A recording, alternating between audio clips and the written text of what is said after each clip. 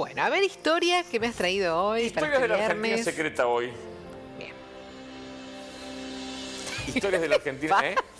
No, porque me quedé como una pausa. Historia de la Argentina secreta hoy. Y vamos a hablar de los locos bohemios de la década del 20 en la República Argentina, unos personajes realmente hermosos. Y esto que se creó a modo de una cuestión divertida, de una cuestión irónica, de una cuestión del solo hecho de reunir a los artistas, a los bohemios, en broma, haciendo por ahí una comparación irónica con alguna secta, pero en este caso eran con objetivos de divertirse. Se creó la mítica Orden del Tornillo. Porque a alguno le faltaba un tornillo. Orden del Tornillo. Sí. Y ahora le voy a contar de qué se trató la Orden del Tornillo. Algo muy gracioso que crearon estos bellos y hermosos artistas de la República Argentina. Buenos Aires de los años 20, un hervidero de artistas sin plata. Y claro, los bohemios, ¿no? Pero con mucho intelecto y agujeros en los bolsillos. El 25 de mayo del año 1926 se funda la Peña del Tortoni. Monsieur Curuchet les ofrece el sótano del Café Tortoni y ahí el dueño del Tortoni, este francés, le dice una premisa a todos los que se iban a reunir ahí abajo en el sótano del Café Tortoni. Les dijo, aquí se puede conversar, decir, beber con mesura, pero solo el arte y el espíritu tienen el derecho de manifestarse sin medida. La finalidad de esta peña era fomentar la protección de las artes, las letras, sobre la base de un criterio ecléctico. En él lee su primer cuento, por ejemplo, Roberto Arlt, toca los tangos Juan de Dios Filiberto y expone Don Benito Quinquela Martín. Mucha gente participa de ella. Algunos de los que participaban de esta peña eran, por ejemplo, Leopoldo Marechal, Emilio Petoruti, Raúl González Tuñón, Alfonsina Storni, Baldomero Fernández Moreno, Lola Membrives y inclusive hasta el presidente de la Nación de aquella época, Marcelo Torcuato de Alvear, con su mujer participaban de estas peñas. Pero un día, Monsieur Curuchet dice, basta a la peña después de 20 años, y toda esta gente, estos artistas, estos bohemios que se encontraban ahí, dijeron, che, ¿dónde nos juntamos ahora? Entonces todos le proponen a Quinquela Martín, que ahí lo vemos vestido de almirante y le vamos a contar por qué está disfrazado de almirante. Le dicen todos estos artistas a Quinquela Martín, che, ¿por qué no nos juntamos en el taller tuyo?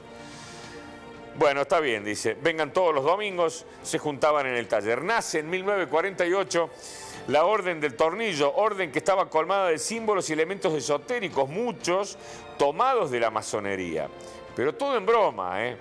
Sus integrantes siguen manteniendo una gran conexión espiritual como la que tuvieron en la peña. Por ejemplo, Benito Quinquela Martín había sido nombrado gran maestre de esa orden, por eso estaba vestido así.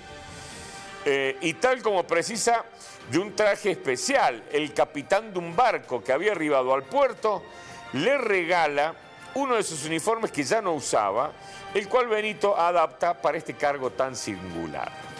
Las ceremonias consisten en una comida dispuesta sobre tablas grandes y caballetes que hacen de mesas cubiertas de papel madera en vez de manteles. Se pone el pan sobre la mesa directamente. El vino se sirve en vasos de plástico, de la damajuana, en jarra o algún pingüino de esos jarritas. El menú consiste en fideos de colores que Quinquela Martín había inventado, pero ese espíritu tan especial que posee. Los fideos coloridos conjuntamente con las salsas se sirven en piceras de aluminio. Es decir, una cosa absolutamente fuera de lo que sería el buen uso y la buena costumbre. Claro. Era para entrar y divertirse, ¿verdad? Después de la comida se ponía este uniforme de gran maestre lleno de galones y simbólicos tornillos. Quinquela hace la entrega de un diploma que acredita al elegido como el nuevo miembro de la orden, rito que consistía en hacerle dar al homenajeado unas vueltas, luego con un bastón, como una espada, que ungía a los caballeros medievales, Quinquela lo golpeaba en el hombro y le decía, bueno, ya estás atornillado, pero no te lo ajusté mucho porque eso no es bueno. Esas eran las palabras de la bienvenida al nuevo integrante de la orden. La condecoración consistía en un gran tornillo que pendía de un cordón de color.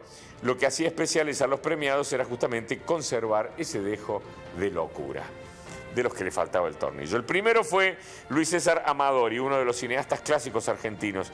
Y en el año 1966 la orden le entrega el tornillo a Charles Chaplin, que lo recibe Geraldine, su hija, porque Charles Chaplin ya estaba muy viejo, su hija estaba de visita en Argentina y él decide enviárselo con ella.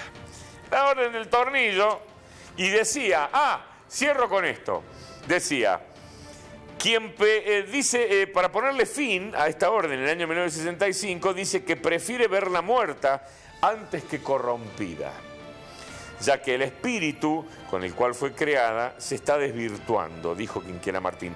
Hay muchos intereses de por medio y es necesario tomar una decisión drástica. Bueno, esa parte fue seria, claro, digamos, pero ¿no? lo demás no. Vaya a saber qué fue lo que ocurrió para que Quinquela Martín sintiera de que se estaba corrompiendo la orden. Entonces dijo, bueno, antes de que se corrompa la orden, vamos a darla de baja. Pero toda la historia muy loca, ¿eh? No, me encanta, además, todo el circo, el uniforme, el coso con el bastón, todas esas cuestiones. Sí. Y le entregaban un tornillo con una, No, por eso con te digo. una cosa para que se lo colgaran en el cuello. Claro. No. Muy loca la historia. Podríamos ponerla en práctica nuevamente a la orden del tornillo. Es buena, ¿eh? Sí, para todos aquellos que... a ver, pará. ¿Qué? Déjame porque había una frase, acá está, dice, dale. ¿Quiénes somos los locos?, se pregunta Quinquela Martín. ¿Y sabe lo que respondió? ¿Qué?